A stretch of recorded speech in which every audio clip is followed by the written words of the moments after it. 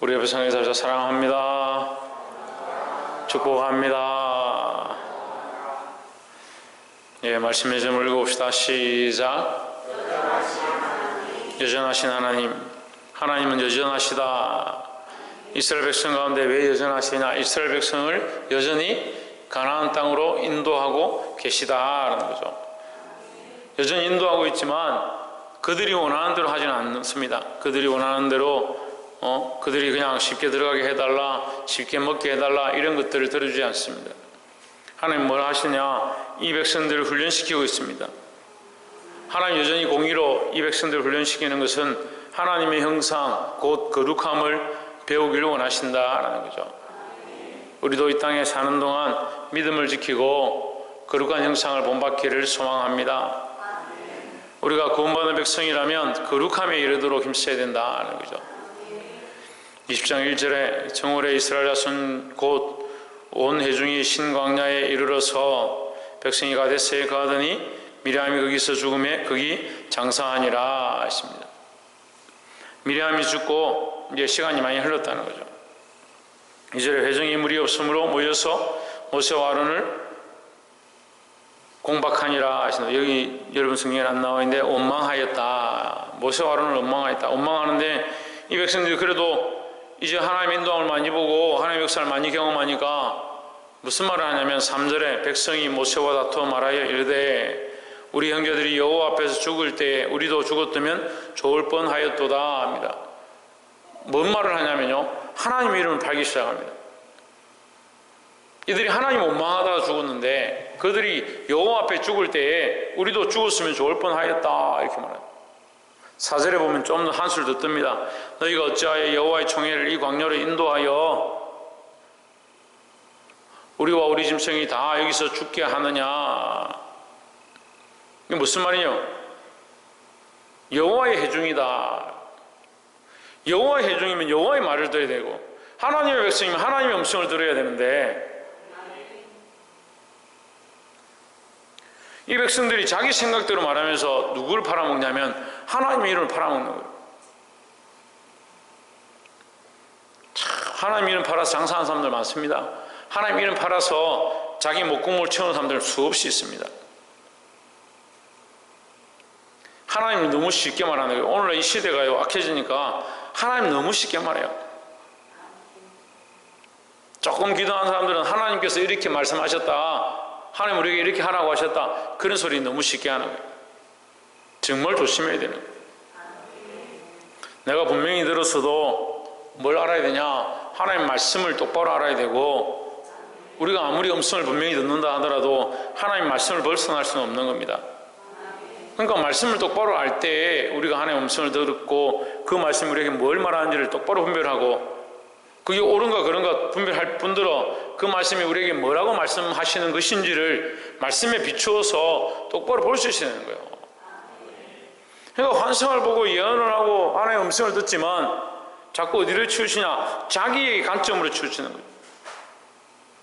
조금 꿈만 꾸고 좀 환상만 보면 하나님 나에게 복을 주시기 원한다, 자꾸 이런 쪽을 보는 거예요.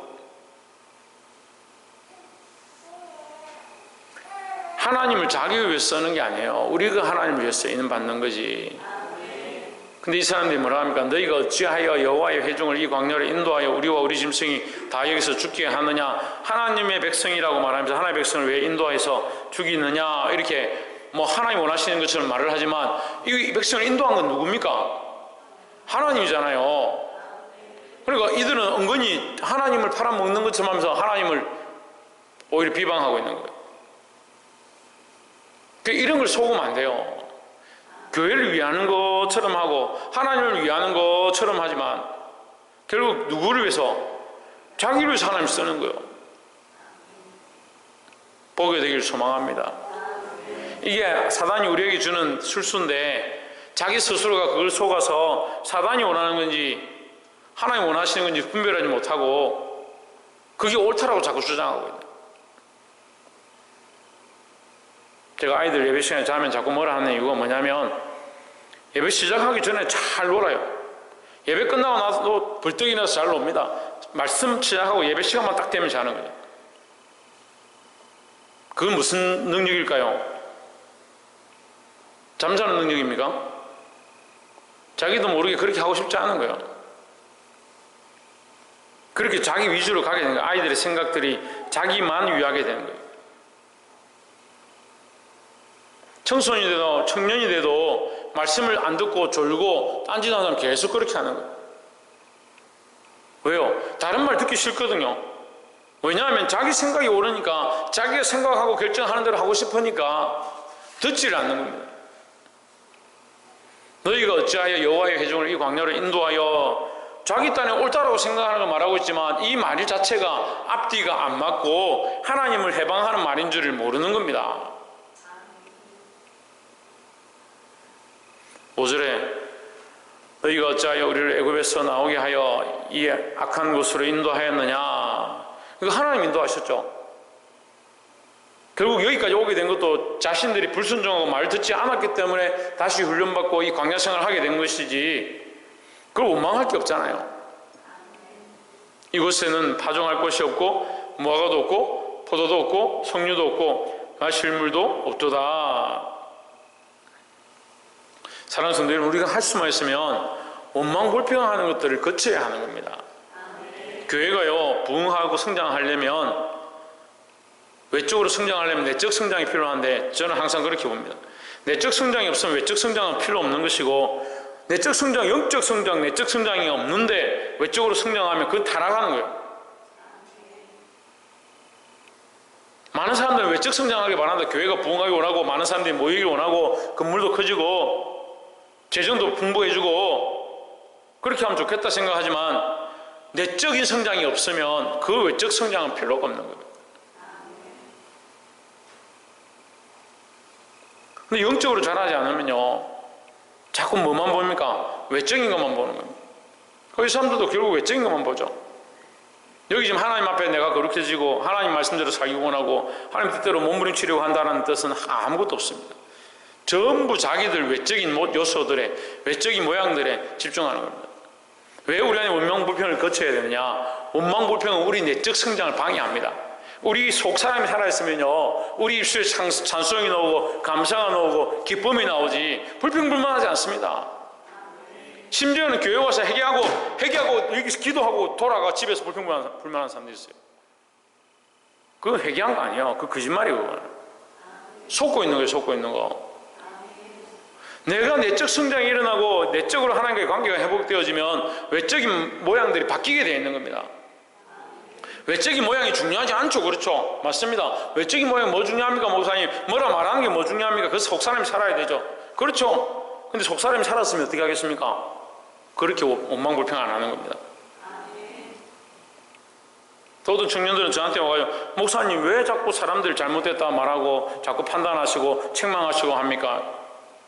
우리가 믿음 안에 있고 그리스도 앞에 있으면 잘못되어진 것들을 보게 되고 그건 잘못됐다고 말하는 것이 합당하다. 내 눈에 들보를 빼지 않고 비판하고 판단하는 거 잘못됐지만 내 눈에 들보를 빼고 말씀 앞에 서니까 우리의 전약함들 본다면 그거 말을 하지 않는 그게 오히려 재단은. 근데 똑같이 생각하니까 이게 문제인 거예요. 똑같이. 니도 죄인이고 나도 죄인이고 다 똑같으니까 자기가 상태가 안 좋으면 다 똑같아 보이는 거예요. 거기 백성들이 상태가 안 좋으니까 모세도 똑같아 보이면 만만하게 보여요. 모세고 아론에 대해서 원망하고 비방하고 심지어 돌로 쳐 죽이려고 하는 그런 일까지 합니다. 하나님 세우셨음을, 하나님 인도하셨음을, 하나님 그들과 함께 하셨음을 잊어버렸다는 거예요. 외적으로는 정말 백성을 위하는 것처럼 하고 외적으로는 이 잘 되는 방법이 이거다. 우리에게 물이 있어야 뭐가 되지 않겠냐 말하고 있지만 사실은 뭡니까? 내적으로 이미 하나님과의 관계가 무너진 썩어진 상태다는 거예요. 여러분 뭘 회복해야 되겠습니까? 여러분의 집안에 재산이 없어서 하나님 복을 많이 주십시오, 돈 많이 주십시오, 그걸 먼저 회복해야겠습니까? 하나님과의 관계를 먼저 회복해야겠습니까? 너무나 당연한 거 아닙니까? 너무 당연한 거 아니에요? 근데 여러분들은 지금 뭘 위해서 수고하고 있습니까? 하나님과 관계를 회복하려고, 믿음을 회복하려고, 하나님의 은혜를 회복하려고 지금 몸부림치고 있습니까? 아니면 외적인 치장, 남들이 인정해주고 박수 쳐주고 돈 많이 주고 잘했다 하는 거, 그것을 위해서 살아갑니까? 똑같이 주를 위해서 하는 것처럼 보이지만 뭐가 가짜인지 뭐가 잘못됐는지 자기 스스로 알고 있습니다. 하지만 다들 어떻게 합니까? 눈을 감아버립니다. 눈을 감아버리는 거예요. 눈을 감는 것이 이 말세의 징조예요. 알면서, 주의 말씀을 보면서 아버지의 뜻을 알면서 눈을 감습니다. 어쩔 수 없지 뭐. 먹고 살려면 어쩔 수 없지. 상황이 이런데 어쩔 수 없지. 그냥 넘어가는 게 좋지. 더 덕이 되지. 눈을 감습니다.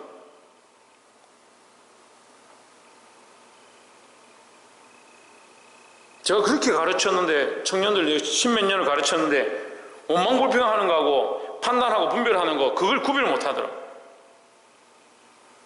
내가 믿음 안에 서서 그리스도 안에서 하나님의 말씀을 들고 잘못됐나 잘못되지 않았나 그걸 분별하고 판단하고 잘못된 거 책망해야 되지. 근데 목사님 보니까 정말 말씀에서 벗어나서 자기들 마음대로 살려고 하는데 너 잘못됐다 그렇게 하니까 목사님 보면 뭐라고 하냐. 목사님 판단하지 마십시오. 비방하지 마십시오.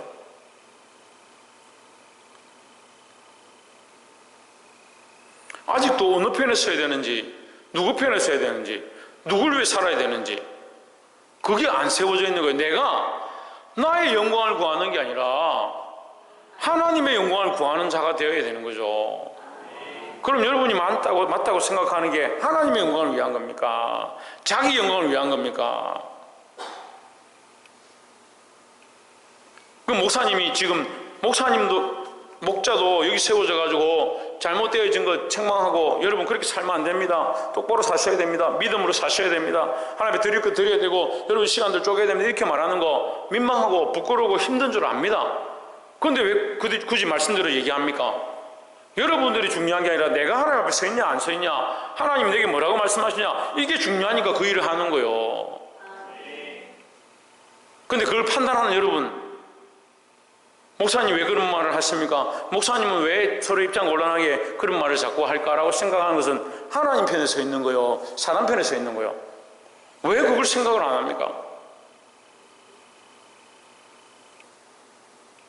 상황의 가운데 하나님 편에 서야 되지, 그건 알고 있죠. 그 하나님 앞에 서는 것이 옳죠, 그건 알고 있죠. 자신이 하나님 앞에 서야 되죠. 저도 하나님 앞에 서야 되고 여러분 각자도 하나님 앞에 서야 되는 거예요. 부끄럽지 않도록. 이 사람들이 하나님을 팔고 하나님의 백성을 왜 이렇게 하느냐, 우리가 이렇게 하는 것이 옳지라고 하고 있지만 그건 누구를 위한 거냐? 자기들을 위한 거예요. 똑같이 하나님 이름 팔고 하나님을 외치고 있다고 해서 바른 게 아닙니다. 6절에 모세와 아론이 종이 앞을 떠나 해막문에 이르러 엎드림에 여호와의 영광이 그들에게 나타나며 여호와께서 모세에게 이르시되 8절에 지팡이를 가지고 내 형 아론과 함께 회중을 모으고 그들의 목전에서 너희는 반석에 명하여 했습니다. 여러분 하나님의 말씀 분명한 거예요. 우리가 볼 때 모세에게 하나님 왜 그렇게까지 하실까 그런 생각을 하지만 하나님 말씀 분명합니다. 모세에게 뭐라고 말씀하시냐면 명령하라. 반석에게 뭐하라? 명령하라. 반석은 무생물이죠. 반석은 무생물이잖아요. 결국 예수 그리스도를 상징하고 거기서 생명의 물이 나오는 거지만 반석 자체는 뭡니까? 무생물입니다. 모세는 생명체입니다. 하나님께서 모세를 존귀케 하시고 그 백성 위에 뛰어나게 하셔서 모세에게 무슨 권세를 주셨냐? 그 무생물에게 다스리고 명령하게 하셨습니다. 그래서 홍해를 향해서 지팡이를 가리킬 때 홍해가 갈라지는 것, 그건 무슨 권세입니까? 하나님 주신 권세입니다. 하나님 주신 권세는 누구를 따를 때? 하나님의 명령을 따를 때 가능한 거죠. 그 하나님의 명령은 분명하죠. 반석을 향하여 명령하라. 명령하여 물을 내라 이렇게 했는데,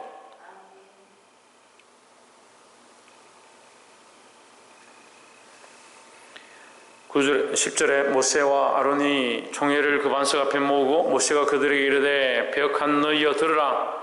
우리가 너희를 위하여 이 반석에서 물을 내려 하고 11절에 그 손을 들어 그 지팡이로 반석을 몇 번? 2번 치니 했습니다. 8절에서 하나님 뭐라고 하셨어요?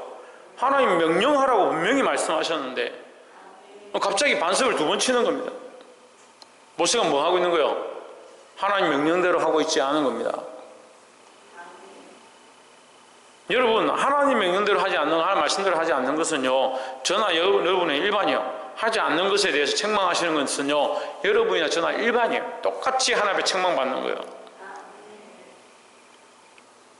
그러니까 말씀을 들을 때, 아, 내가 죄인이고 내가 잘못됐고 내가 회개해야겠구나, 그렇게 들어야 되지.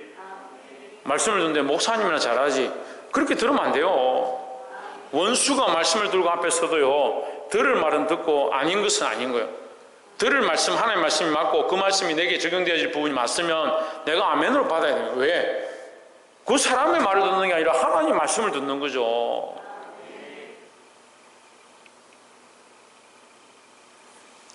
모세가 이것으로 인해서 어떻게 됩니까? 그 가나안 땅에 들어갈 수, 그 회중을 인도해서 하나님 앞에, 하나님께서 주실 그 가나안 땅에 들어갈 수 없다라고 하는 거예요. 12절에 여호와께서 모세와 아론에게 이르시되 너희가 나를 믿지 아니하고, 이 믿었다는 말에 따르지 않고라는 의미를 여기 부여하는 겁니다. 너희가 나를 믿지 아니하고 해서 모세와 아론이 하나님을 믿지 않은 게 아니고 하나님을 따르지 않았다. 믿는 자는 뭐 해야 된다? 순종하고 따라야 된다는 거죠.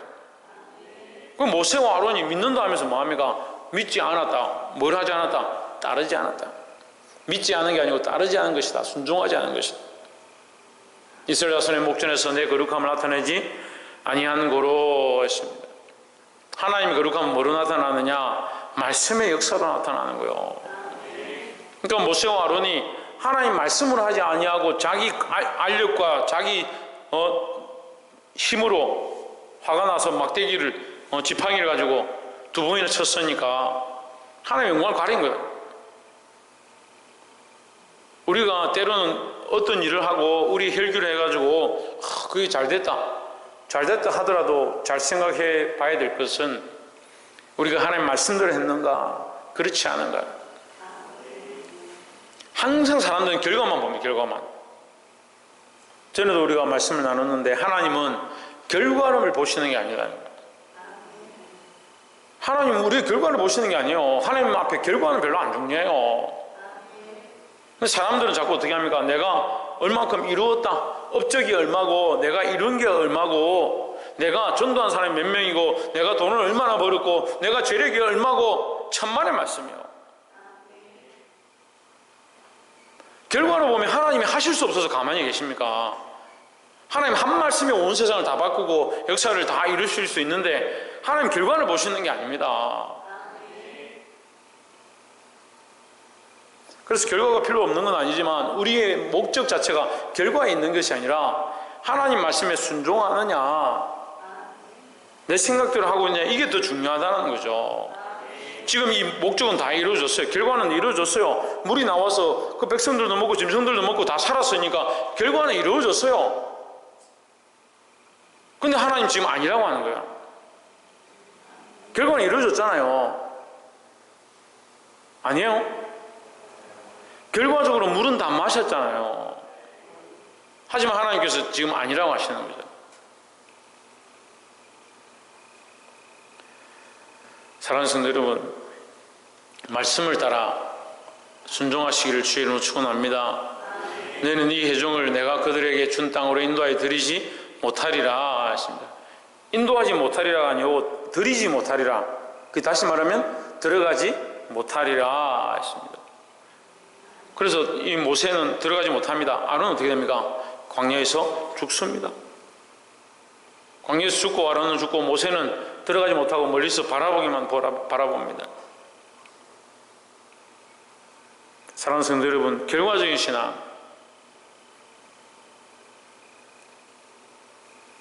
결과만 바라보는 신앙, 그걸 내려놓아야 합니다. 결과는 누구에게 맡기고?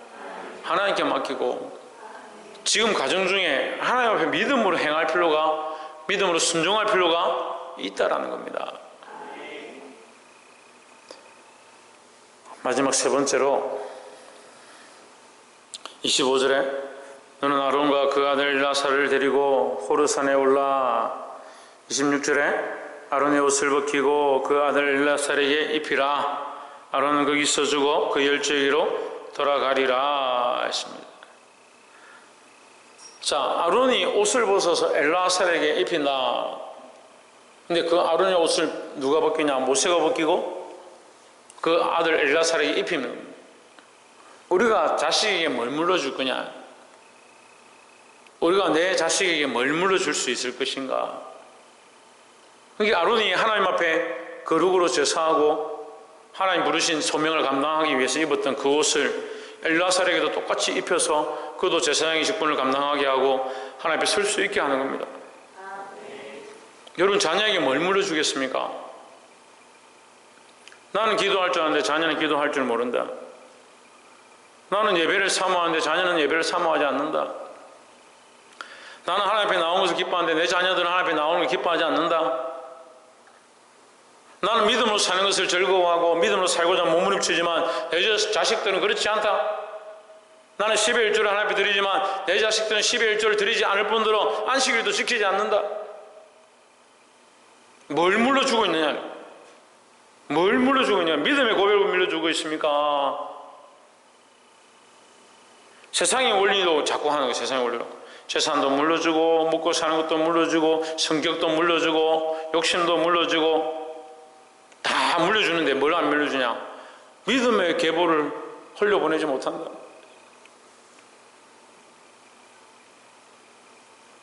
아론의 자손들이 영영이 제사장 집안이 되었습니다.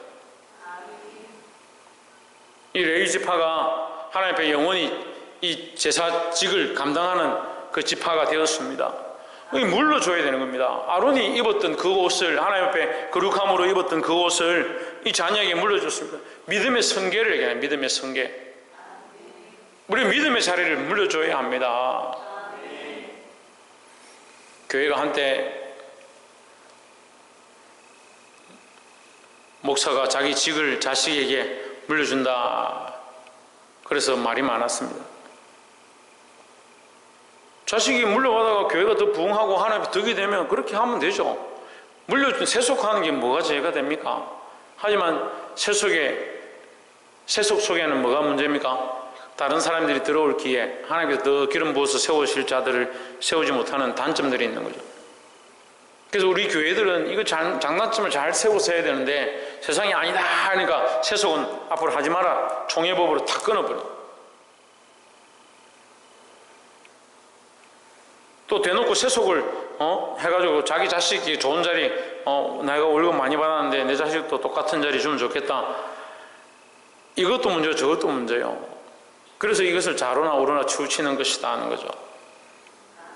나의 목적으로 하는 게 아니다 하는 거죠. 근데 어쨌거나 우리는 뭘 물려줘야 되냐? 믿음의 계보를 물려줘야 된다 하는 거죠. 내가 믿음으로 살았다면, 내가 믿음이 있다면 내 자식들이 믿음으로 나와야 되고, 아니 자식도 믿음으로 이끌지 못하고 복음으로 가르치지 못하는데 누구를 가르치겠다는 거예요? 가정에도 이 복음을 흘려보내지 못하고 많은 사람을 진리 가운데 이끌지 못하는데 내가 어디 가서 이 복음을 전하고 사람들 살리겠다고 하는 거예요? 말씀을 맺겠습니다. 오늘 말씀의 제목은 여전하신 하나님이다. 광야생활 40년이 다 돼가는데도 하나님은 여전하시고 이 백성도 여전한 겁니다. 백성도 여전해서 여전히 하나님 못 망하고 하나님 말씀을 안 듣습니다.